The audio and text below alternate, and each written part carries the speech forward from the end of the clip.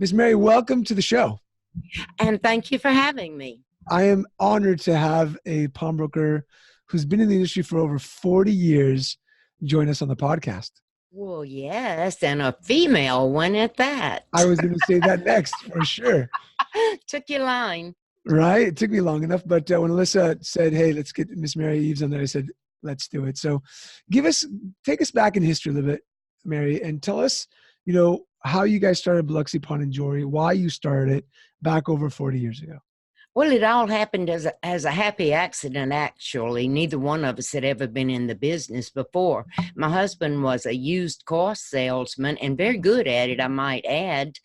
He's since passed on. But we rented a lot next door to the present location, and we bought the pawn shop by accident and made many mistakes, but we learned.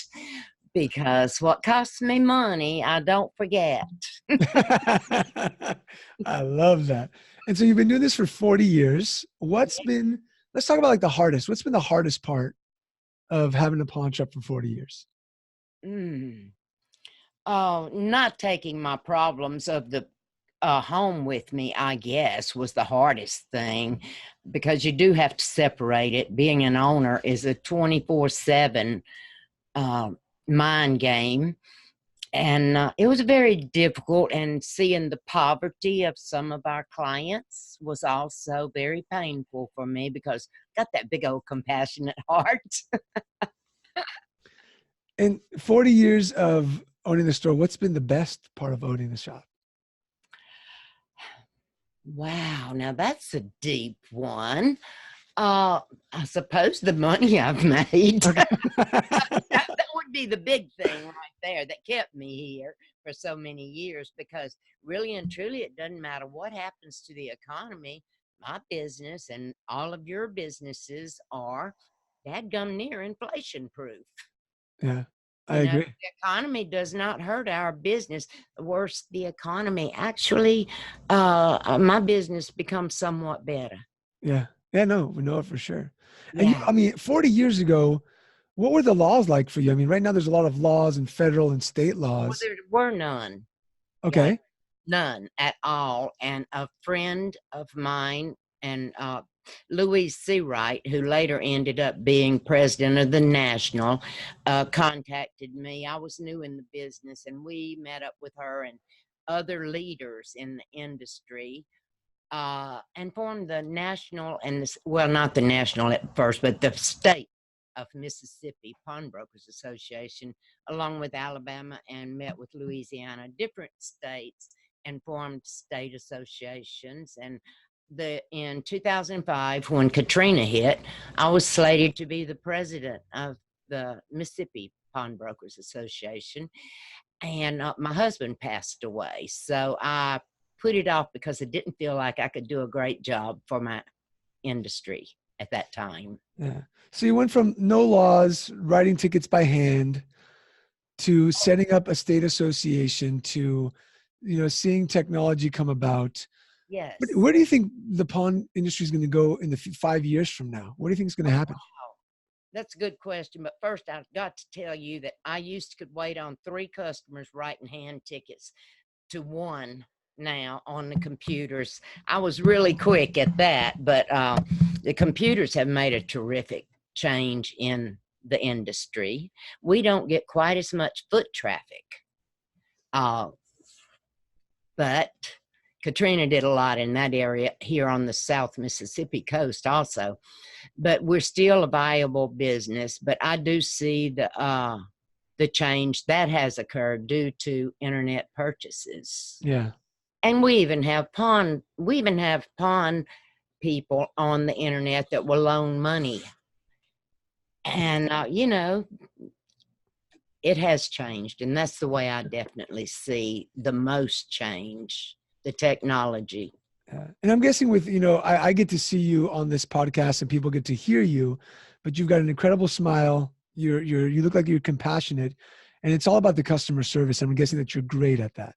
It is always about customer service. I like to call people by their first name and ask about the kids or the wife, get them on a personal level with me. Yeah. And they always come back. 40 years, I'm still seeing some of those faces here, and they're I always remember, glad to see me. I remember when I started my podcast, my pawn shop, and there was, 5-year-old, 6-year-old kids with the moms. And then when they turned 18, they would come in and pawn, or 19. It was great to see the whole family together, still coming into the shop together. That was a Oh, beautiful sight. that's a proud moment, isn't it? Yeah. We have several of those where the children now buy, sell, and trade at our shop. Yeah, love it, Miss Mary. I want you to give some advice to the young pawnbrokers. Maybe a pawnbroker who's just starting out, or a pawnbroker who's at second and third year. What advice would you give them in order to, one, motivate them, and second, show them how to be a little bit more successful than they are today? Well, first, I made a note here. Not Joe. It's a good broker needs to be good at assessment and evaluation. Negotiation is another strong point you have to have. Your customer service always. Math skills, good math skills. Some people can't do math in their head. And pay attention to details. When you're working the counters, or when people are buying, selling, or trading, you got to pay attention to details. And don't believe everything a customer tells you. Yeah. Trust but verify. Yeah, I love that. And I also like trusting your gut, right? I think that's an important. Oh, my gut is very active. Over 40 years of practice, you've got a good gut, I'm guessing. I really have learned a lot. Yeah, I really have. I love that. You said that, evaluation, negotiation, service, math skills, and details. I think Yes. you just gave the formula for pawnbrokers who are looking for staff, is to look at Yes. these 5 things, right? And make sure that they can evaluate something correctly, make sure they have negotiation skills, great customer service, test them on their math skills before you hire them, and then do they have the attention to detail? That is hiring points, but it's also good things for any pawnbroker to know when they start in, because I had never even been inside a pawn shop when I opened this one. Wow. So it was quite a culture change for me. And taking it back to those days, what type of items was the most popular, 30 years ago when you first started, 40 years ago? What was? Well, 30 years ago, 40 rather, gold, because in 1979, gold was at 226. Wow. And you know where it is now. And it has done that.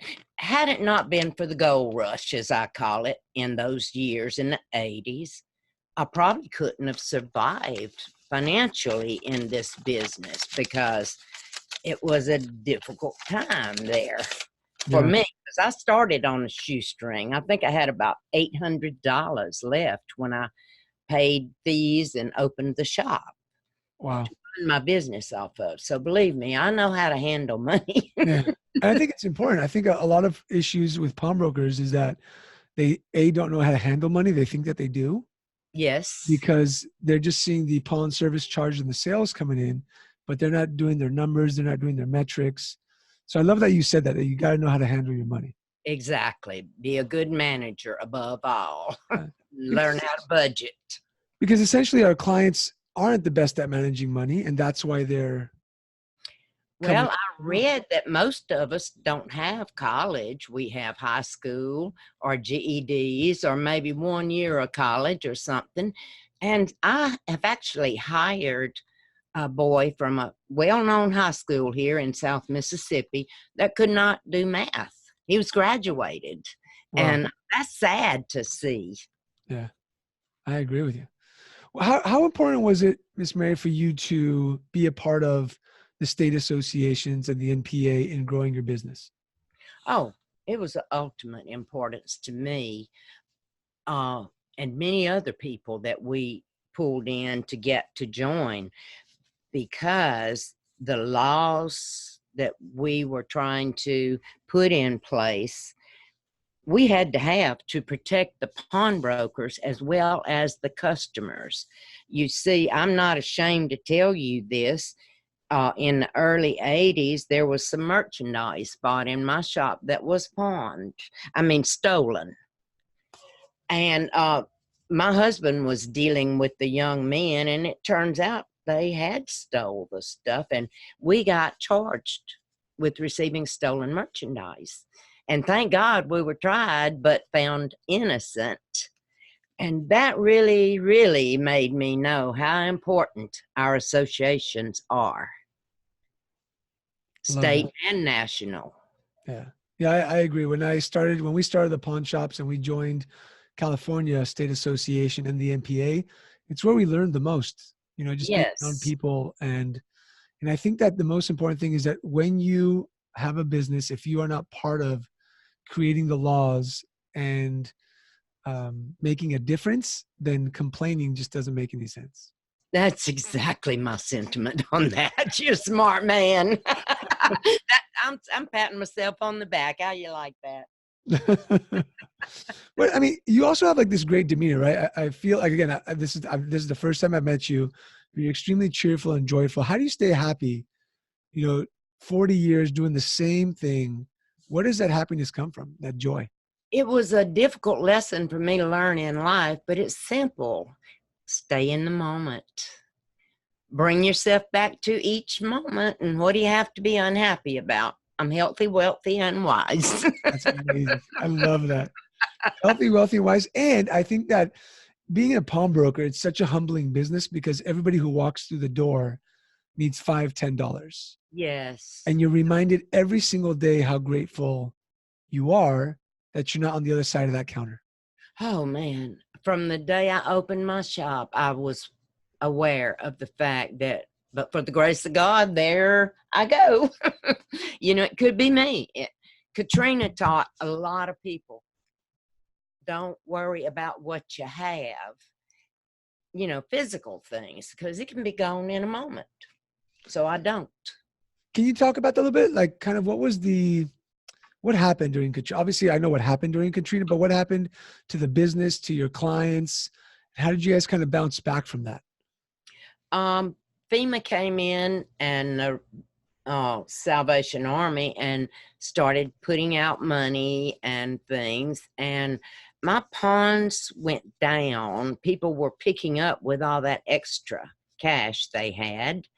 And I got nervous there for a while because a lot of people left the peninsula when that happened also. They just didn't want to come back for various reasons. Uh, and if I wasn't in business, I wouldn't stay here when a hurricane comes. But it really stayed low at first. And then when they ran out of money, here they came again. So, Yeah. like I said, whatever happens, just breathe and wait, and it will correct in our industry. Yeah. I love that. I think we're in such a great industry, like you said, that, even the highs and lows of the economy, we still have the clientele that we need to survive and do well. Oh, And yes. a lot of people forget that a lot of businesses close within the third year. I think it's like Yes. 78% of businesses close within the third year. And here we are speaking with you who've been doing this for 40 years, which is incredible. Yes. And since 2005, totally, I'm a widow, so I have no partner to bounce ideas off of, but I'm still coming up with some. Yeah. And how was it? I mean, how was that being a woman in the pawn industry, with so It, much history? well, when I went in, I had to stand toes to toes. Those three balls helped me too. You said, you got three balls, use them. Well, I have had to many, many times.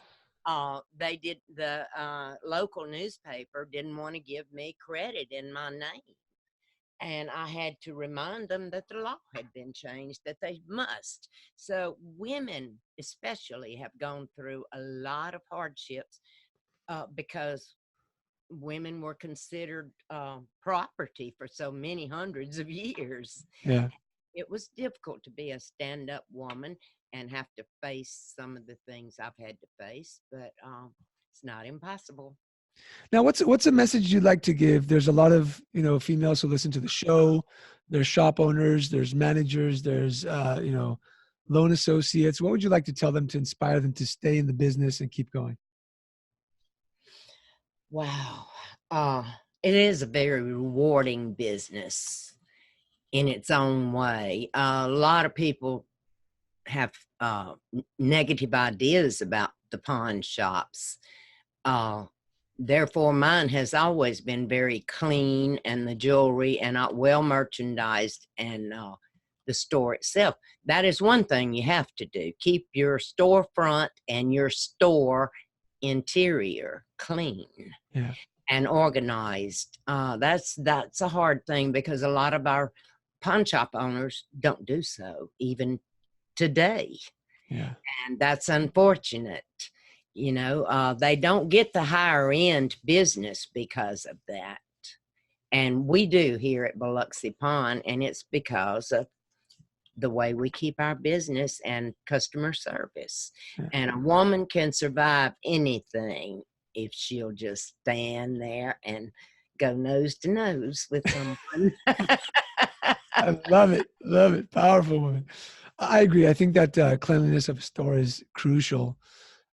There's so many people who complain. There's a lot of like pawn chats and Facebook groups where people complain about the customer, but it's up to us, the pawnbroker, to stay clean and stay fresh and stay up to date with great customer service, Oh, so yeah. that people can walk in and get shocked. I want people to be shocked when they walk into a pawn shop. Oh, yes. We get that reaction often from even locals, but mostly tourists. They've never seen such a clean, well-organized shop. And Yeah. I know yours is probably the same way. Yeah. Yeah, for sure. So, Miss I Mary, can tell from looking at you, it is. thank you. Thank you. Miss Mary, how much longer are you going to be in the business? Until What's I die. oh, all right. I like it. But I have turned it over basically to my granddaughter, Alyssa, and her husband, Tyson.